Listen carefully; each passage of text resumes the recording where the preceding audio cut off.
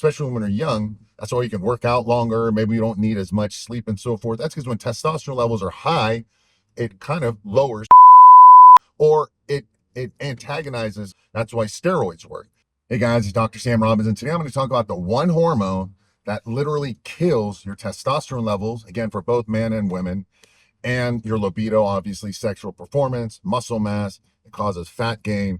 It plays negatively with all your other hormones, including your blood sugar, blood pressure, and so forth. And that is stress. The stress hormone, adrenaline, or more specifically also cortisol levels, those are not good. Those hormones, specifically cortisol, is not good for testosterone. As stress goes up, cortisol goes up, and cortisol is the opposite hormone of testosterone. Sometimes, even when I was younger, I'd be like, hey, what's the opposite hormone of testosterone? Someone will say it's estrogen. But testosterone and estrogen work together. It's cortisol that does the opposite. And that, for just logical sense, forget all this medical boring jargon. When you're under stress, cortisol levels go up. And when your body is under stress, and we'll talk about all the different things that can cause stress, your body is not what it's designed to do, which is procreate. And how do you procreate? Well, you got to get an erection, have sex.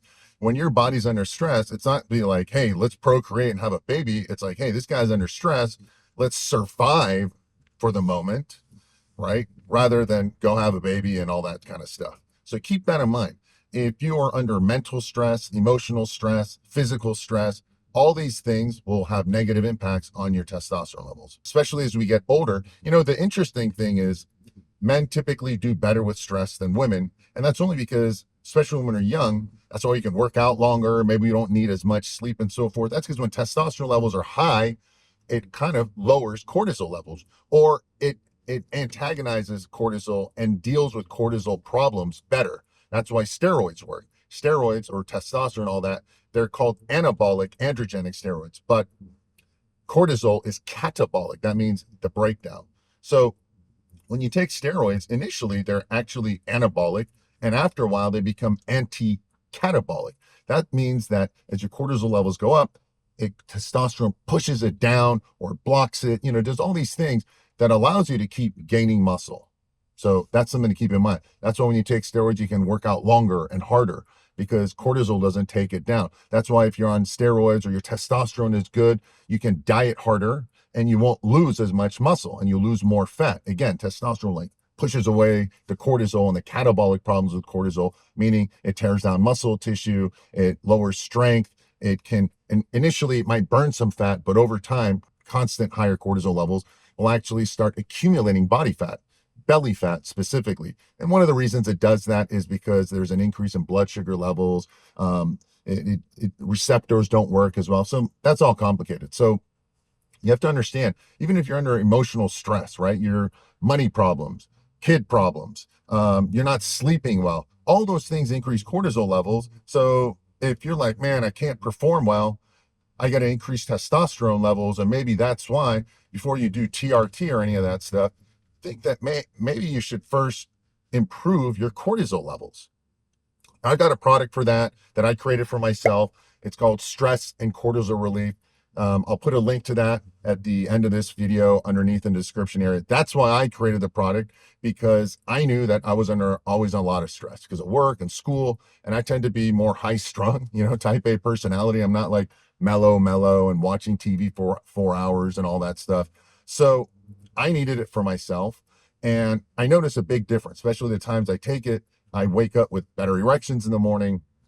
And I've taken, saliva tests and blood tests, and my cortisol levels used to be kind of higher or not optimal levels, and it's improved it. So I mention all this is, again, you don't have to take stress and cortisol relief if you don't want to. Again, if you live a stressful life or you're under a lot of stress, then go ahead and add it in. I'll tell you when the best time to add it in. But, try to improve your life a little bit more. Going to sleep earlier and getting deep sleep is super awesome. I mean, long, deep sleep is better than any supplement on the planet. All right. It'll fix everything. So, sometimes also if you work out too much, too hard, too long, that's stress on the body. If you're dealing with emotional problems in a relationship, that stresses you out. Money problems and all that. So how do you manage stress? That's something that I've made another video about. And if you want, leave in the comment section how you can manage stress, because obviously it's always your perception of stress that makes stress bad. But if you are under a lot of stress, and sometimes we can't deal with it, and we can't like say, who cares about money, and then not pay our bills, or who cares about what the kids want and all that stuff. There's things that you can't control, but I want you to manage it. And there's times that you can't manage everything because there's outside, problems that we have. It's part of life, quote unquote, shit happens. So at those times, I do add in, stress and cortisol relief. I add in more of it at times. And for me, the best time to take it literally is later on in the evening and at night before bed, because when cortisol levels go up, another problem is melatonin, the sleep hormone, goes down. And that's why sometimes when you're under a lot of stress, you're physically tired, but then your mind is racing. Or sometimes you're mentally tired, but then you can't sleep because physically you can't. And that's all has to do with adrenaline. Also, if you drink a lot of coffee, caffeine does increase cortisol levels. So keep that in mind as well. So this is just my way of letting you know that if you're not getting the results in life, if you think there's a testosterone problem, which there is, if you're not performing sexually, if you're tense all the time, you're angry, all these things, these are all stress and cortisol related problems.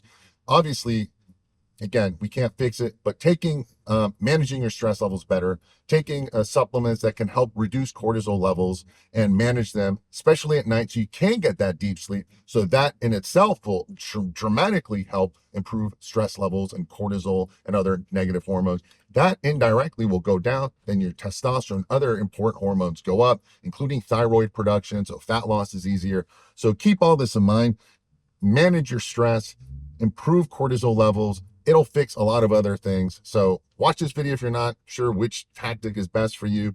Listen to it again. Let me know in the comments below what stresses you out the most and what you've done to help reduce your stress. I've got another video about other supplements you can take to help reduce stress and manage it. But take it at night, stress and cortisol relief. That's when I take it. And you'll start to notice your sleep better, your mood better, and over time, libido, testosterone gets better as well. Anyhow, I hope this was helpful.